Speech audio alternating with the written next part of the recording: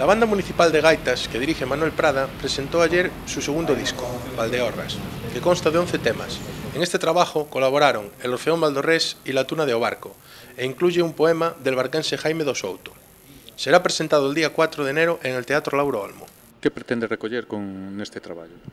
Pois mira, basicamente o que trataba de facer era xuntar as agrupacións locais. Colabora o Orfeón, Valderrés, a Tuna, Universitarios, a Banda de Gaitas, e facer un traballo conxuntamente partindo da banda de gaitas, pero no cal colaborará máis xente de Valdeorras, e por iso titulamos Valdeorras. Son composicións propias, bueno, o himno galego naturalmente que non, pero os restos son propios?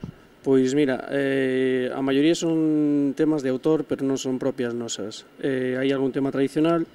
Temos o Alará de Valdeorras, que é unha composición miña, a Lubeire tamén composta por min, e despois o Malecón, que o gravamos no anterior disco, a petición de facer unha versión solo da banda, que foi o tema como se concebiu primitivamente, non? E o resto son todo temas de autor e tradicionais. Foi difícil combinar a música que fan os do Orfeón ou da Tuna coa da Banda de Gaitas?